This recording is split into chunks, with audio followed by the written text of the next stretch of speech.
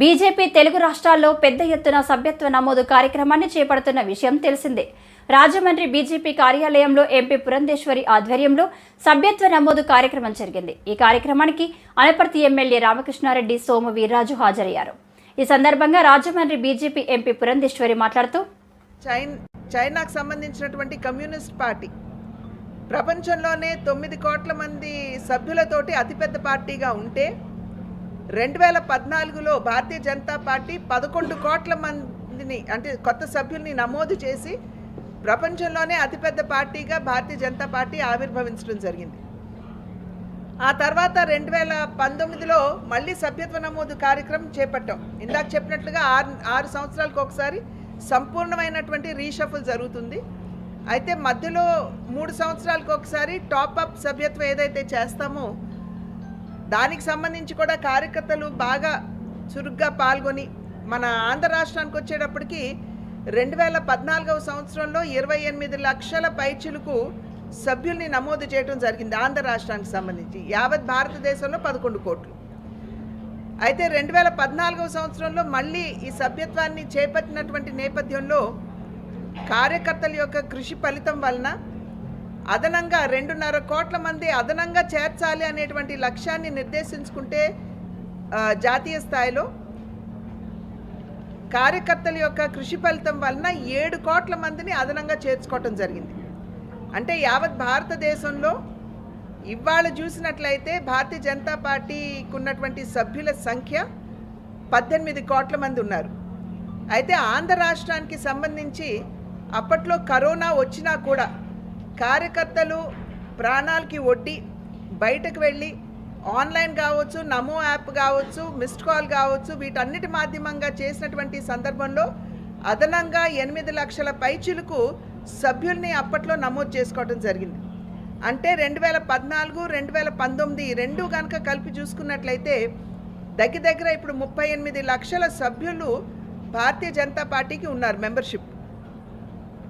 అయితే ఇదంతా కూడా ప్రజలు భారతీయ జనతా పార్టీ 2019 సంవత్సరానికి వచ్చేటప్పటికి గడిచిన అంతకుముందు 5 సంవత్సరాల కాలం ఏ రకంగా భారతదేశానికి తన సేవలను అందించిందో, అదేవిధంగా ఆంధ్ర రాష్ట్రానికి సంపూర్ణమైనటువంటి సహకారాన్ని అందించినటువంటి సందర్భంలో ఎటువంటి అవినీతి మరక లేకుండా ప్రజాహిత పాలనని ప్రజలకు అందించినటువంటి సందర్భంలో ప్రజలు అనూహ్యంగా భారతీయ జనతా పార్టీని ఆశీర్వదించారు. ఆ ఫలితమే 3 పర్యాయాలు అధికారంలో కేంద్రంలో భారతీయ జనతా పార్టీ రావడం జరిగింది. 2014, 2019, మళ్ళీ తిరిగి 2024వ సంవత్సరం. మనం కనుక భారతీయ జనతా పార్టీ ప్రస్థానాన్ని చూసుకున్నట్లయితే 1980వ సంవత్సరంలో 2 పార్లమెంట్ సభ్యులతో ప్రారంభమైనటువంటి ప్రస్థానం ప్రతి సంవత్సరం కూడా సంఖ్య పెరుగుతూ ఈసారి ఎన్నికల్లో 240 మంది పార్లమెంట్ సభ్యుల్ని గెలిపించుకోవడం జరిగింది. అంతకుముందు 2019లో 303 పార్లమెంట్ సభ్యులు ఉన్నారు. అయితే ఈ ఎన్నికల్లో ప్రతిపక్ష కూటమి ఏదైతే ఉందో ఇండి కూటమి ఒక దుష్ప్రచారాన్ని ప్రజల్లోకి చాలా సమర్థవంతంగా తీసుకుని వెళ్ళారు. భారతీయ జనతా పార్టీ కనుక తిరిగి అధికారంలోకి వచ్చినట్లయితే సంపూర్ణంగా రాజ్యాంగాన్ని రద్దు చేస్తారని, అదేవిధంగా రిజర్వేషన్స్ని ఎత్తివేస్తారని, చర్చిలు మసీదుల్ని కూల్చివేస్తారని ఈ రకమైనటువంటి దుష్ప్రచారాన్ని ప్రజల్లోకి సమర్థవంతంగా తీసుకువెళ్ళినటువంటి సందర్భంలో ఒకంత సీట్లు తగ్గినటువంటి విషయాన్ని మీకు తెలియజేస్తున్నాను. అయితే భారతీయ జనతా పార్టీ రాజ్యాంగాన్ని మార్చే ప్రసక్తి లేదు. రాజ్యాంగానికి కట్టుబడి పనిచేసేటువంటి పార్టీ భారతీయ జనతా పార్టీ. అది మాత్రమే కాకుండా సబ్కే సాత్ సబ్కా వికాస్ అంటూ నినదించినటువంటి party Bharatiya Janata party. Bharatiya Janata party మూల సిద్ధాంతమే అంత్యోదయ. అంటే సమాజంలో ఉన్నటువంటి అన్ని వర్గాల వారికి సంక్షేమాన్ని అందిస్తూ అందరినీ కలుపుకుని ముందుకు వెళ్తూ భారతదేశ సమగ్రాభివృద్ధిని సాధించడం. కనుక ఏనాడు కూడా మసీదులు కూల్చాలని కానీ, చర్చిలు కూల్చాలని కానీ, రిజర్వేషన్లు ఎత్తివేయాలని కానీ ఎప్పుడూ కూడా భారతీయ జనతా పార్టీ ఆలోచించలేదు. ఆ దిశగా ఎప్పుడు కూడా ఆలోచన చేపట్టలేదు. ఆలోచిస్తున్నారో దేశానికి ఏదైతే మంచి చేకూర్చుతుందో అటువంటి నిర్ణయాలకి భారతీయ జనతా పార్టీ కట్టుబడి ఉన్నది. ఉదాహరణకి 370 అధికరణ తొలగించాం. ఎందుకంటే జమ్మూ కాశ్మీర్ భారతదేశంలో అంతర్భాగంగా భావించి 1950వ సంవత్సరంలోనే చెప్పాం మేము దాన్ని రద్దు చేస్తామని. దానికి కట్టుబడి నరేంద్ర మోడీ గారి నాయకత్వంలో దాన్ని రద్దు చేయడం జరిగింది. ఇవాళ జమ్మూ కాశ్మీర్ మన భారత భూభాగంలో అంతర్భాగమే.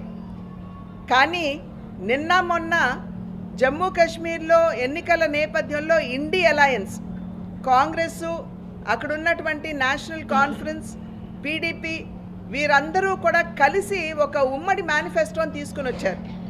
ఆ ఉమ్మడి మేనిఫెస్టోలో ఏం చెప్పారంటే, మమ్మల్ని కనుక మీరు అధికారంలోకి తీసుకుని వచ్చినట్లయితే 370 అధికారాన్ని మళ్ళీ తిరిగి మేము తీసుకొస్తామని చెప్పారు. అంటే దేశాన్ని విభజించాలి అనేటువంటి ఆలోచన ధోరణి ఏదైతే ఉందో ఒక్కసారి ప్రజలందరూ కూడా గమనించాలి అని చెప్పి చేస్తున్నటువంటి అభ్యర్థన.